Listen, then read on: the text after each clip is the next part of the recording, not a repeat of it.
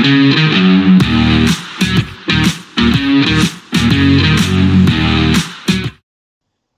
welcome back to the SuperCoach NRL channel.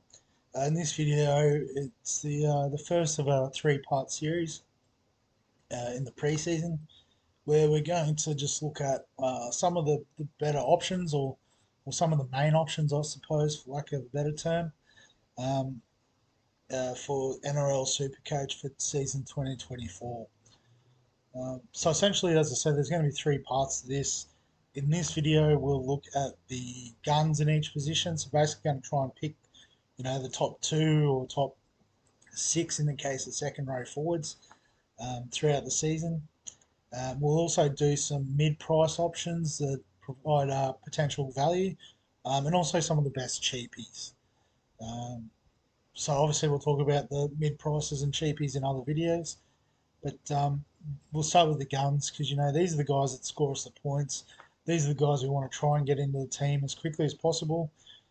It's not possible to have all of them because of the budget, but if we can start off with a few of these guys, and then obviously fit in others as our team values increase and that sort of thing, and that's where your value picks and your rookies will come in, or your cheapies will come in. So we'll start at hooker. We'll just go through, I guess, sort of top to bottom SuperCoach order, and it's pretty easy. But for those that are new to SuperCoach NRL, perhaps, probably the top 2 hookers that you'd love to have at the end of the season are Harry Grant and Damien Cook. And you can see on the averages there that, particularly there's a drop from Grant even just to Damien Cook. But then other than perhaps Marshall King, there's another significant drop down.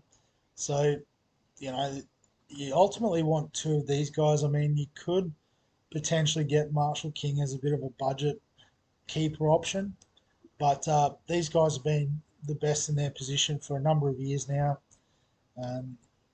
They're both very attacking, so once they start running from dummy half, that's when they make a lot of things happen, whether it's line breaks, try assists, even getting over the stripe themselves.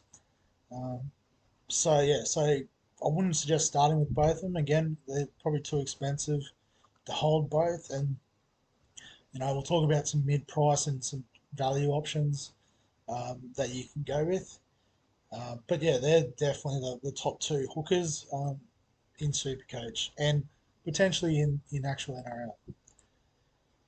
In the front row, I think there's, again, if you look at the numbers, there's 3 clear options in Big Tino, Fasul Malawi, Payne Haas, and Adam Fanua-Blake. So I guess what makes these guys so good is the combination of work rate, their ability to offload and make things happen at the line, break tackles, but then also they can find the try line. Payne Haas maybe not so much. He is more reliant on just pure work rate. But yeah, definitely Tino, and especially for Noel Blake, he scored a lot of tries last year. So there may be a bit of regression in his score, but in saying that, I think he still outscores the rest of the guys below him. If you look from him, down to, say, Mitchell Barnett, there's only, Joey Tarpany in between. There's 12 points per game difference. So, yeah, I think as much as possible, you want to have these 3 guys, especially with Tino's flexibility to play front row and second row. It's pretty handy. So then based on that, it's a no-brainer at this stage, but Joe Tarpany being probably the next best in line, he's probably hampered a little bit by the fact that they have a lot of great middle forwards at the Raiders, like Barnett. Sorry, I was just looking at the list there. Horsburgh, Papali'i, can't think of the other guy's name. Comes off the bench. Scroll down, I'll find out. No, completely blanked. Google maybe? No, it wasn't the guy I was thinking of.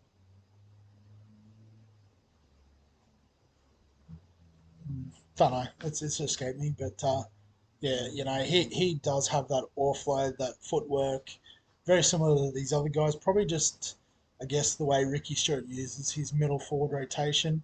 Just means Tapine probably doesn't quite get the minutes, but the PPM or points per minute is up there with these guys. So, I think, again, pretty easy sort of conversation on the top four front row forwards. Like I said, I'd suggest getting three in by the end of the season. And then, if you need money elsewhere, you can just have enough on the bench as that fourth option. Or you might find a cheapie that you can sort of hang on to just for rotation purposes as required. Second row. So I guess the first three probably are fairly clear cut and obvious. So David Fifita, Jermaine Hopgood, Britton Nikora. So I guess with Hopgood, we'll start with just because he is slightly different to the other two and that he plays in the middle, so in the lock position. But just work rate, tackles all day, has a good offload, so that scores your points in SuperCoach. So just that immense work rate. Fafita and Nikora, they're, I guess, more edge second rowers in the sense of they play a bit wider. But what that means is they're more prone to tackle breaks and then potentially tries as well. So particularly for Feeder, he loves a try.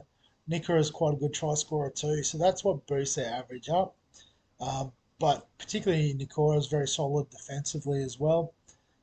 So you're not going to lose points for missed tackles and stuff. Dave Fafita does have an error in him, but as you can see, he averages 81. He definitely makes up for any negative scores with all the positive stuff he does. After that, I guess these guys are on a similar sort of band, so it kind of depends what you like in a second rower. But I'm going to throw Olakuatu in there. I think with Luke Brooks coming in this year, it's going to create a bit more attack for Manly. And while Brooks will play on the left-hand side and it won't affect Olakuatu directly, the fact that they'll have to pay more attention on the left will create more space on the right and, free up DCE a bit more too. So I think, he could potentially, go up to the next level. I'm going to throw Cam Murray in. So I guess the first one we haven't had that's been in the top position. Just, it started last season with some sort of injury. Took him through to about Origin to get that right. And then obviously Origin meant he wasn't playing a lot of NRL, but came home really well in the back half of the season. So he almost sort of fits into the value territory in that sense, but in the top 12 last year still. And, I think he'll be top 6 by the end of the year. And the other one's a bit of a toss of the coin, but I'm going to go with Isaiah Yeo. So I was tossed up between him and Tohu Harris for number 6. But I just think that Isaiah Yeo has a little bit more sort of upside in terms of try assists, line break assists because of that ball playing that he has through the middle. So Tohu Harris, he's got that, but he has moved into the front row now and is really just that workhorse, runs, tackles, doesn't miss, so it's a really solid sort of base score. So if you're looking for a more steady score week in, week out, I mean, Isaiah Yeo does provide that, but it is a little bit more up and down with those assists that are come up throughout. So I guess ended up having the top 6 in the second row, although Big Tenno made it into the front row as well. I think outside of that, as good as Pat Carrigan, Tohu Harris are, I think Cam Murray will lift up there by the end of the year. We'll move on to the backs, but I'll just clear the team because we probably run out of budget if we ran with that team. And again, probably not too many surprises in the halves with Nicho Hines and Nathan Cleary. So I think they'll flip around by the end of the year. I think Cleary will be number 1, Hines will be 2. And partly just because Hines will have Braden Trindle outside of him. So I think it'll take a bit of pressure off. But it could lift his game to the next level in terms of NRL. But we're only talking about SuperCoach here. So I think, Nathan Cleary, we know what he's about. Hines is the same. And you can see based on their averages, like there's daylight to even third. And a lot of people were on Sean Johnson last year. I know I was the one. But when you look at the averages, it's like, well, these are the two you want. Um, I know some people are starting with the two because of their point scoring abilities, and I certainly can't blame you. The only reason I'm not is there's just a bit of, I think there's a bit too much value in the value and cheap options that we'll talk about later in this series. Um, but yeah, so if you want to start with those two, go for it. You can see they've got the two highest averages in the game, so it makes sense. But if you can afford them, if you can't, there's plenty of other options available. 5/8, I guess there's a sort of a tier of three, and then daylight to the rest. And out of these guys, I'll take the top two: Dylan Brown and Cam Munster. So all three of these guys, even if you think Cody Walker's going to be top two, um, you know, on their day are game breakers. Can have games where they go a bit quiet, um, but I guess that's sort of part of the 5/8 position in general is the halfbacks do most of the dictating of play. These guys just play off the back of what's in front of them. So obviously, if you're in a well-beaten side, it's hard to do much off the back of that. But if your team's going well, and I guess particularly early in the season, you can guarantee the Eels will start well.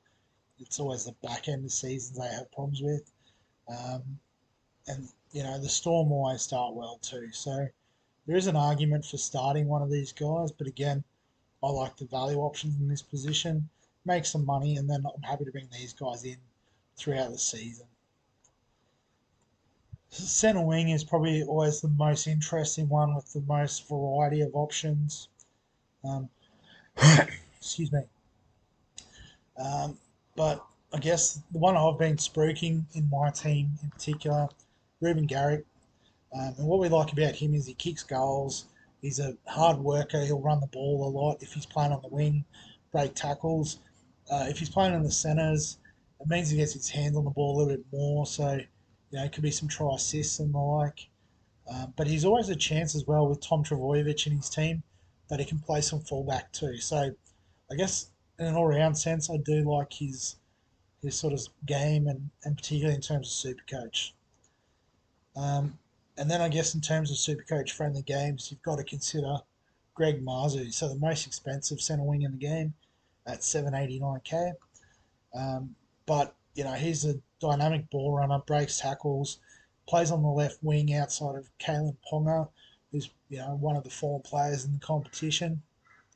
So plenty of tries on offer for him as well, and that's why he averaged 77 last year, despite a lot of people suggesting he is a little bit suspect in defence. We don't care about that for Supercoach. We just want him scoring tries, breaking tackles, scoring us points. So number three, probably go Val Holmes. Um, Again, just goal kicking, plays for a nice attacking team at the Cowboys, can find a way to the try line. Um, does a fair bit of work, particularly for a centre. Um, but yeah, just like a nice all-round sort of super coach game. I will throw Osako in this list too. I don't think he's going to go as good as last year, but then again, I didn't think he was going to go as good last year as what he did last year. Thought that last year. I don't know what I was saying there. But yeah, I think just, he always sort of showed that potential at the Broncos. But then I guess Wayne Bennett, he's a magic man in that sense. He absolutely brought the best out of him. So happy to suggest his top seven this year. Definitely not number one, or even number two.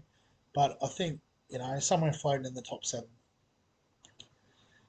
Brian Tyler as well is definitely one we can comfortably lock in the top seven, I believe. Just purely based on work rate, he's sort of like the short, nuggety version of Greg Marzu. Plays in a super attacking side. Probably, it's a bit unfortunate that the ball doesn't always get out to his wing, but makes up for it with his ability to run and break tackles, and he just works all the time. So, Probably the only thing that would stop him from being number one overall is the origin sort of period where he misses a couple of games. Um, as you can see, he only played 20 games last year and averaged 70, so that sort of dropped him down overall. I guess it is ranked on average, so didn't really, but I guess you know what I'm saying. After that, we can start to go a bit more exotic, um, and I guess this is really dependent on position. But if he gets the gig at fullback, I'll back Steve Crichton in as a gun option. Um, just has that ability to make things happen. That's the reason why the Dogs wanted him. Um, Happy to throw the money at him. Even if he's playing in the centres, he's probably one of the world's best centres, so he'll be okay. Probably fullback would be better just because he can operate both sides of the field. But Serraldo might have a plan to get him involved in that sense. Um, and he could even be the goal kicker this year as well. So yeah, there's upside I think with Crichton. And the last sort of gun we'll look at is Joey Marnie. So doesn't have the dual position this year like he did last year, um, but probably part of his problem is he's too versatile for his own good. I think at just about any other club in the league he'd be playing fullback, but unfortunately stuck behind Tedesco. When Tedesco misses out, he slots in at fullback, goes off. If there's a crisis in the halves, he'll go into the halves, score a blow up. And then, if he plays in the centres, his scores will be a little bit inconsistent. Again, sort of similar to, the 5/8s we talked about before. They're dependent on what's happening in front of them. But I think the Roosters will improve on last year, and that'll just mean more attacking opportunity for Joey Marnie. So probably getting away from keeper territory after that anyway. So maybe a special mention to my boy Jacob Kiraz. He's again very much in the Mazu Toto workload, excuse me, sort of frame. It's all dependent on whether they put him on the wing or if he plays in the centres. And given their options in centre, I think their best bet is to move him back out on the wing. But I'm not the coach. I'm just a overzealous fan. And so then finally fullbacks. There's so many great options at fullback. But I think I talked about this in my pre-season video, initial team picker video. I think the top two options are Ponga and Mitchell. So Kalen Ponga, is just so involved in the attack at the Knights, can make things happen. That's why they got him down there. Is he's going to be that player they can build the whole team around. They've tried putting him in at 5'8", just realised that stick with him at fullback and he'll do his best work from there. And Latrell Mitchell, I've got ahead of Reece Walsh, Tom Trbojevic, Scott Drinkwater, even Gutherson.